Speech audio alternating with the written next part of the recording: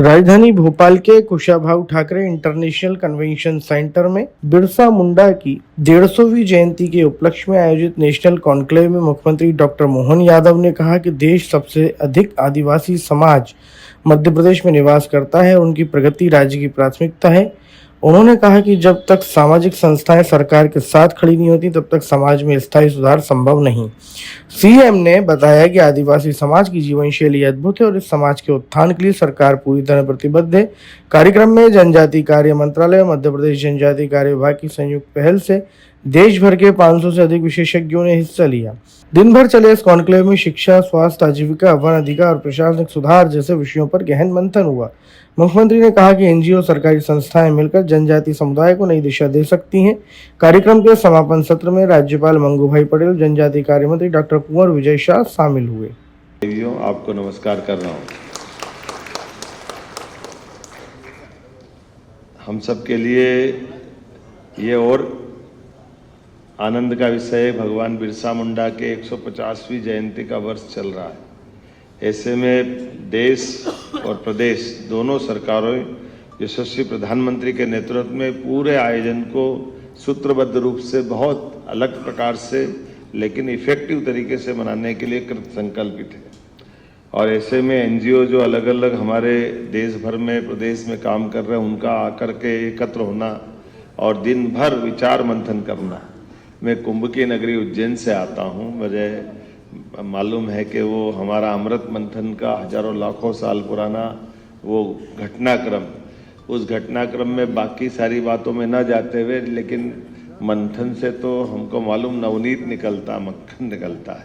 तो आपके सबके बैठने से, विचारों को प्रवाह से, अपने अपने अनुभव से, अलग अलग सत्रों में जिस प्रकार से आप एकत्र आए हैं, आपकी आज का यहाँ आना दुनिया के अंदर कितने होंगे मुझे नहीं मालूम, लेकिन जनजाति वर्ग की सबसे बड़ी आबादी देश में कहीं संख्यात्मक से कहीं से है, तो मुझे गर्व है। वो मध्य प्रदेश उनका अपना घर है, जिसके कारण से हमारे लिए वो भोले भाले भले अपनी मस्ती के साथ जीने वाले, इस संसार के उथल पुथल से अलग हट कर के अल्हड़ मस्ताल है, लेकिन अपनी संस्कृति के प्रेम के साथ ओतप्रोत होकर के जीवन की सभी चुनौतियों से मुकाबला करते हुए जिस ढंग से जनजाति वर्ग के लोग जीते हैं, वाकई वो अद्भुत है।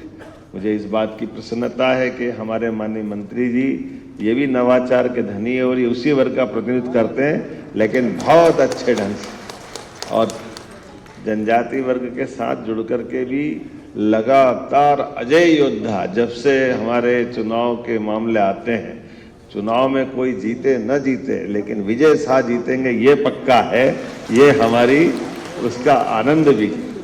और आपके प्रयोग भी बहुत गजब गजब, जो आप कभी अंदाज लगाओ, मैं कभी इनका विजय भैया के कार्यक्रम में जाता हूं तो जनजाति वर्ग के साथ जोड़ के खड़ा करना, मुझे नहीं मालूम कि वो सही होगा कि गलत होगा, लेकिन ये हर एक किसी की मदद करते हुए लोगों के जीवन में काम आने के लिए, और जब शासन की योजनाओं से लाभान्वित भी होकर दिखते हैं तो उनको समाज के सामने लाकर प्रतिष्ठित करने का काम भी आप करते हैं। अगर सरकार की अनुदान की व्यवस्थाओं से डॉक्टर बनते हैं तो डॉक्टरों को मंच पे ला करके आला भेंट करके आपका सम्मान करने का तरीका भी माला पे तो भारी पड़ता है, ये पक्का है।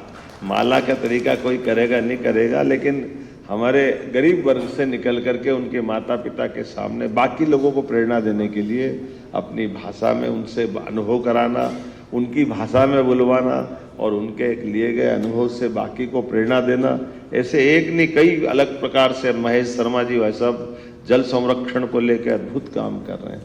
जिन मालवा का चंबल के समान सूखा बेल्ट था, लेकिन ये आज हरा भरा अलग प्रकार से बन के खड़ा हो रहा है। तालाब भी बन रहे हैं, अलग अलग आयामों पे काम हो रहा है। स्वामी रामकृष्ण मिशन की तो भावना ही बहुत अच्छी है।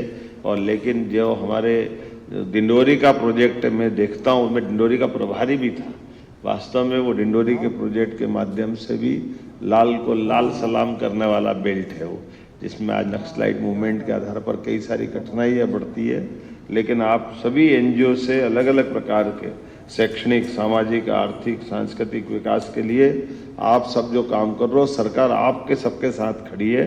ये हमारी प्रतिबद्धता भी हमारे लिए,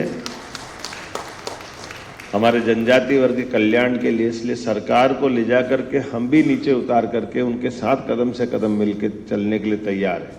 हमारी सरकार बनने के बाद हमने सबसे पहला काम रानी दुर्गावती के नाम पर 300वां जयंती वर्ष था, तो हमारी कैबिनेट हमने जबलपुर में जाके करी, भोपाल में करने के बजाय, और रानी दुर्गावती के नाम पे समर्पित की कि ये हमारी उनके प्रति प्रतिबद्धता भी है।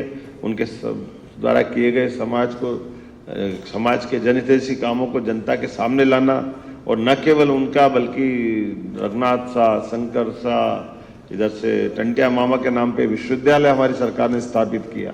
टंटिया मामा का वो जो संघर्ष उस काल का, लेकिन वो भी हमने खरगोन जैसे ट्राइबल के बेल्ट में भी उसी भाव को रेखांकित करते हुए, और ऐसे एक नहीं कई प्रकार के काम। लेकिन आज जब सच में सरकारी कामों के साथ जब तक सामाजिक संस्थाएं खड़ी नहीं होती है, तब तक उस काम का आनंद नहीं आता। सरकार का अपना एक तरीका होता है। कई बार सरकार की व्यवस्था रोबोट की तरह होती, जिसमें सारे सिस्टम तो है लेकिन आत्मा नहीं है। और मुझे मालूम है आत्मा आपके माध्यम से आती है, आत्मा से जीवन मिलता है और जीवन जीवंत होता है। उसका एहसास कराने के लिए जब तक सामाजिक क्षेत्र के लोग काम नहीं करते, हमको कई सारी चीज़ों के अंदर की कठिनाइयाँ समझ में नहीं आती।